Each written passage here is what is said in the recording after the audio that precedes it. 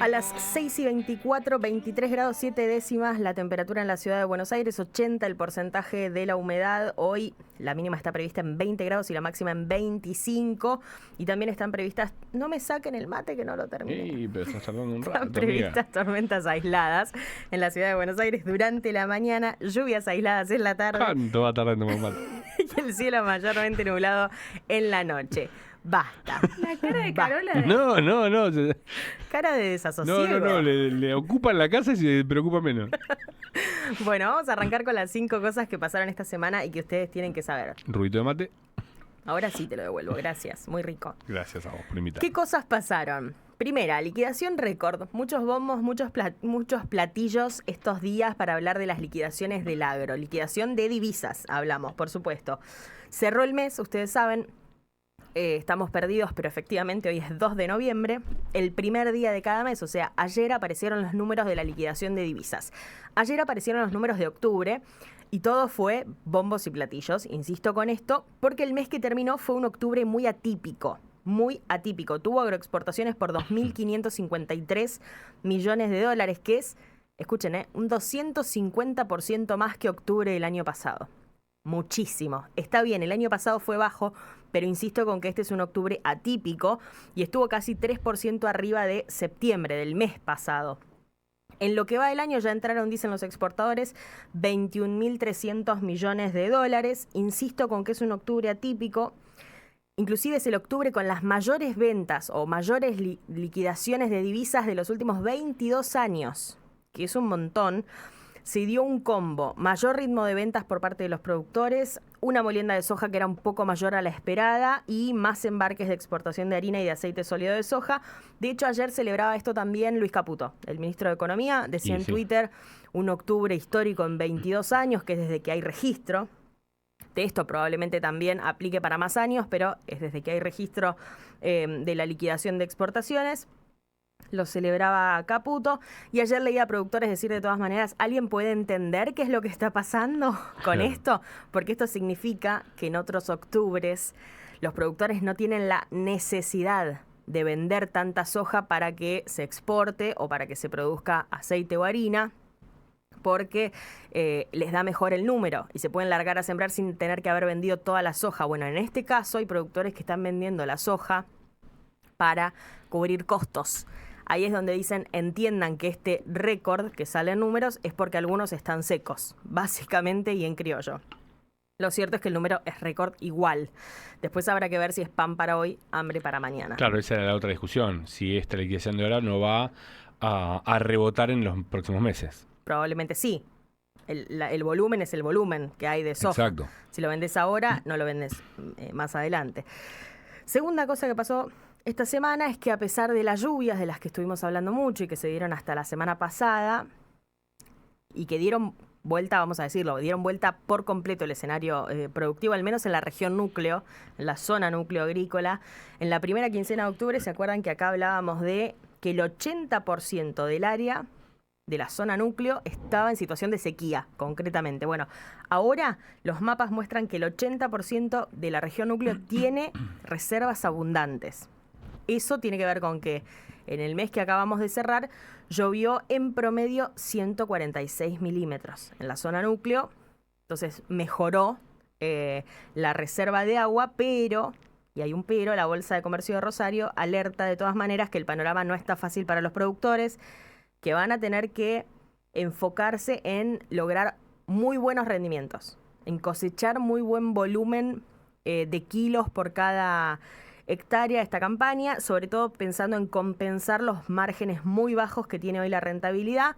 Ya se sabe, por ejemplo, que sembrar soja en plena zona núcleo, en campo alquilado, va a ser perder plata. Así. El margen no supera los $300 por hectárea en un campo propio y es negativo directamente si lo miramos en campo alquilado. Recordamos que, ¿qué porcentaje hoy está en campo alquilado? ¿El 70%?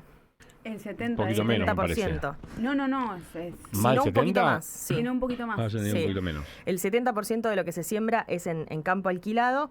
Los productores van a tener que alcanzar, insisto con esto, mayores rendimientos a los habituales. Voy a hacer como un comparativo. Les están hablando de, para no perder plata, 45 quintales por hectárea. Muchísimo. que son 4.500 kilos por hectárea. ¿Con qué lo podemos comparar? La campaña pasada fue 33 quintales por hectárea, el promedio de la zona núcleo. Y en los últimos También la 5 campaña años, pasada muy marcada por la sequía también. sí, pero en los últimos 5 años el promedio es de 40. Y para este año le dicen que si no cosechan 45, no Mala hay plata. pérdida.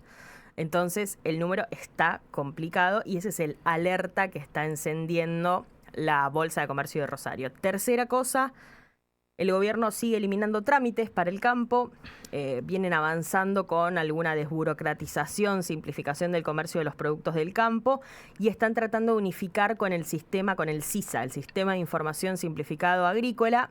En ese camino es que el gobierno ayer, a través de la Secretaría de Agricultura, con ARCA, con la ex-AFIP y con el SENASA, eliminaron trámites del RUCA, que es el Registro Único de la Cadena Agroalimentaria.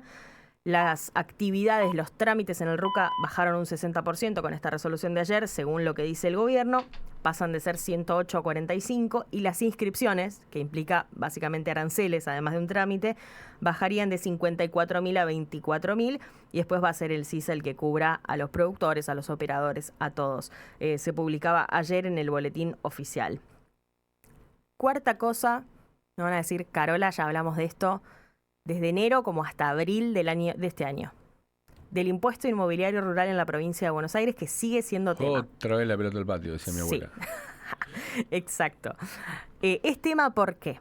Porque ustedes saben que el impuesto inmobiliario rural se divide en 4 cuotas, que se distribuyen en 4 momentos del año. Ahora, los productores tienen para pagar y vence en 2 semanas la cuarta y última cuota del 2024.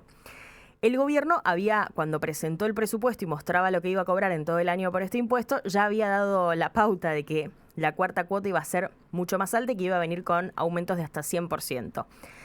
Cuando los productores vieron esto, se reunieron muchas veces desde la Mesa de Enlace Bonaerense con el gobierno a través del Ministerio de Desarrollo Agrario, después con el propio gobernador Kicillof, y fue el propio gobernador Kicillof el que les prometió que esto no iba a pasar, que se iban a anticipar y que los aumentos no iban a ser, que se iban a cancelar los aumentos de la última cuota. Bueno, no pasó.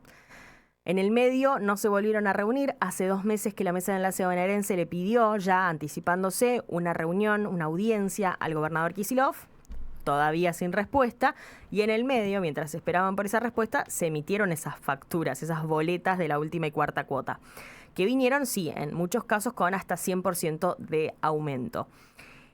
¿Qué dice? Bueno, ahí los productores, por supuesto, y sobre todo los nucleados en Carvap, salieron a cuestionar, a decir, che, hace 2 meses que pedimos esta audiencia, no nos dan respuesta y en el medio emiten facturas con un aumento que nos habían dicho que no iban a hacer y ahora hay que pagarlo, vence en 2 semanas. La provincia se defiende y dice solo el 9% de las boletas viene con ese aumento, el 91% no, tiene que ver con una cuestión de tamaño del campo, si querés, o de escala. Esa es la defensa que hace el gobierno provincial. Y los productores no van a tener ahora mucho más remedio que pagarlo o ver si cabe algún intento legal de dar marcha atrás. Claro, de dar marcha atrás con esta suba. Lo cierto es que para estos casos en los que ahora subió 100%, si vos haces todo el cálculo, subió 300% contra lo que pagaron el año pasado.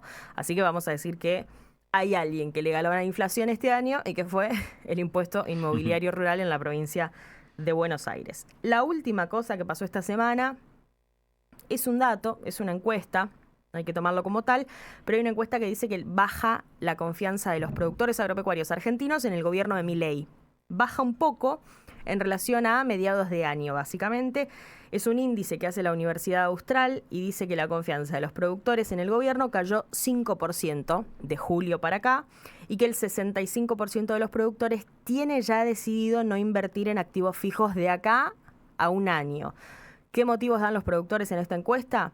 Incertidumbre macroeconómica, algo más general, falta de financiamiento o alto costo para financiarse, rentabilidad acotada, los precios internacionales están muy bajos, contamos recién, los márgenes están negativos para muchos casos de los productores que alquilan campo y justitos para los que tienen campo propio y además incluyen entre los motivos para ir disminuyendo la confianza en el gobierno y la decisión de no invertir en la certeza a estas alturas de que el gobierno no va a bajar las retenciones, al menos no ya para esta campaña agrícola, y eso parece estar bastante claro. Por eso bajó un 5% de julio para acá la confianza de los productores agropecuarios en el gobierno de Milei. Amigos, 5 cosas que pasaron esta semana y que para mí ustedes tenían que saber.